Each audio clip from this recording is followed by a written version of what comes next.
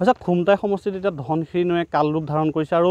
দৈনিক খহনীয়াই জাহ গৈছে ইতিমধ্যে শ বিঘা ভূমি আৰু এই মুহূৰ্তত আমি খুমটাই সমষ্টিৰ যি শালমৰা ধনশিৰি মুখত উপস্থিত আছোঁ আমি পোনে পৰিৱেশটো প্ৰতিদিনে আমাৰ দৰ্শকক দেখুৱাম চাওক কেনেদৰে ধনশিৰিয়ে কাল ৰূপ ধাৰণ কৰিছে আৰু দৈনিক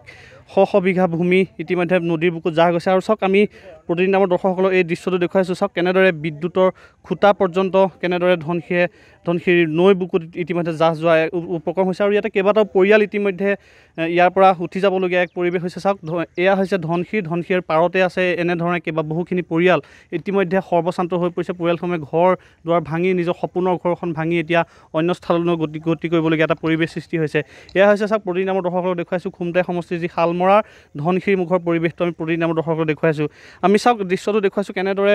ধনশিৰিয়ে কাল ৰূপ ধাৰণ কৰিছে আৰু এই যি সপোনৰ ঘৰখন কাৰোবাৰ উটুৱাই লৈ গৈছে ইয়াতে বিভিন্ন ধৰণৰ সমস্যা ইতিমধ্যে ভাৰাক্ৰান্ত কৰি তুলিছে সমগ্ৰ অঞ্চলটো কেৱল মাত্ৰ ইয়াতেই নহয় ইয়াৰ এই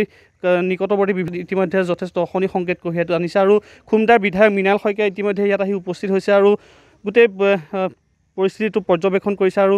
কি হৈছে এতিয়া দেখিবলৈ পোৱা গৈছে একেবাৰে কাল ৰূপ ধাৰণ কৰিছে ধনশিৰি নদীয়ে আৰু যথেষ্ট সমস্যা ইতিমধ্যে আৰম্ভ হৈছে গৰাখহনীয়াটো ইয়াত বৰ ডাঙৰ সমস্যা হৈ পৰিছে আগতেও বহু মাটি ধনশিৰিয়ে নিছে কিন্তু এই যোৱা পৰহি আমাৰ 3 ঘৰ মানুহৰ মাটি সম্পূৰ্ণ লৈ গ'ল এতিয়া তেওঁলোক ৰিলিফ কেম্পত থাকিবলগীয়া হৈছে আৰু এই যোৱা 3 দিনতে প্ৰায়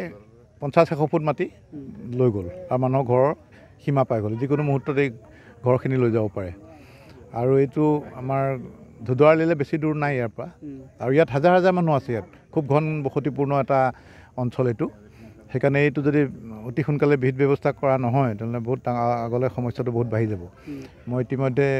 বিভাগীয় মন্ত্ৰী পীযুষ হাজৰিকা ডাঙৰীয়ালৈ সকলো মই ইয়াৰ যিখিনি দৃশ্যবিলাক পঠাইছোঁ মই তেখেতৰ ডিপাৰ্টমেণ্টৰ মানুহে ইতিমধ্যে আহি ছাৰ্ভে কৰি গৈছেহি এতিয়া মই খবৰ খাতি লওঁ কেনেকুৱা কি আগবাঢ়িছে বহুখিনি মানুহে এতিয়া নিশা অনিদ্ৰাৰে কটাবলগীয়া এটা পৰিস্থিতি ইয়াতে মানুহটো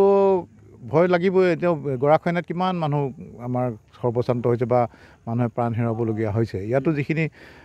গৰাৰ লগতে লাগি আছে যিকোনো মুহূৰ্ততে খহাই নিব পাৰে যিখিনি ঘৰ এতিয়াও আছে সেইকাৰণে তেওঁলোক ভয়ত আছে আৰু বেছিভাগেই গৈ পেলাই এতিয়া সাহায্য শিবিৰত বাস কৰিবলগীয়া হৈছে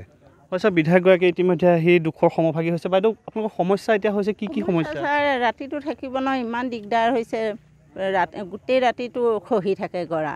আজি 2-3 দিনৰ পৰা একদম আমি মানুহ থাকিব পৰা নাই পৰহিৰ পৰা আমি শিবিৰ পাতি আছোঁ একদম এতিয়া ইমানেই কষ্ট হৈছে ৰাতিটো টোপনি নাহে মতা মানুহ ৰখি দিব ৰাতিটো আমি বহি থাকোঁ ল'ৰা ছোৱালীৰ লগত লৈ ইমানেই কষ্ট হৈছে এতিয়া ছাৰে যদি কিবা এটা উপায় পায় আমাৰ চৰকাৰৰ ফালৰ পৰা কিবা সুবিধা অকণ ভেটিটোৱে দিয়ক ছাৰ আমি ভেটি অকণ পালে আমাৰ যথেষ্ট হ'ব সকলো কাম কৰি খোৱা মানুহ বাইদেউ যথেষ্ট সমস্যা সমস্যা হৈছে এতিয়া গৰা একেবাৰে ঘৰে দুৱাৰে মানে লৈয়ে গৈছে আৰু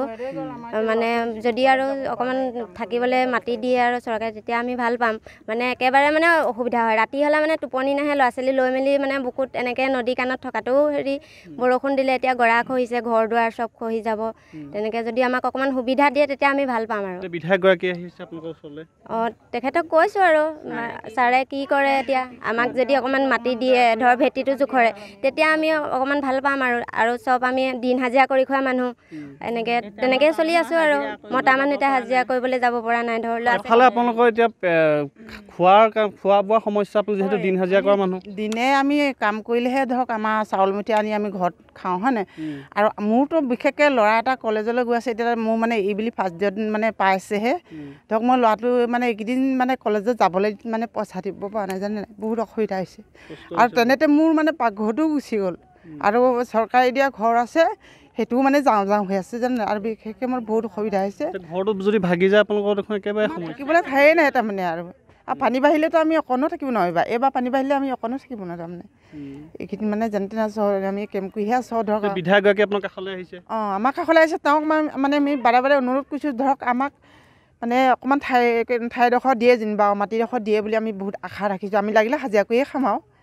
আৰু চাওক এইসকলে কাতৰভাৱে অনুৰোধ জনাইছে আৰু বিধায়কগৰাকীকে কাষত উপস্থিত হোৱাৰ বাবে যথেষ্ট সাহস পাইছে আৰু চাওক এনেদৰে ক'ব লাগিব যে ধনশিৰি মুখৰ এইখিনি ৰাইজে এতিয়া হাহাকাৰ কৰিবলগীয়া হৈছে আৰু ধনশিৰি যি কাল ৰূপ ধাৰণ কৰিছে তাৰপিছতেই চৰকাৰলৈ আহ্বান জনাইছে আৰু এক প্ৰকাৰে খুমটাৰ বিধায়কগৰাকীয়েও বিভাগীয় কৰ্তৃপক্ষৰ জৰিয়তে সেইসমূহ সমাধানৰ আশ্বাস দিছে আৰু এনেদৰে ক'ব লাগিব হাহাকাৰময় পৰিৱেশ সৃষ্টি হৈছে খুমটাৰ শালমৰা মুখত।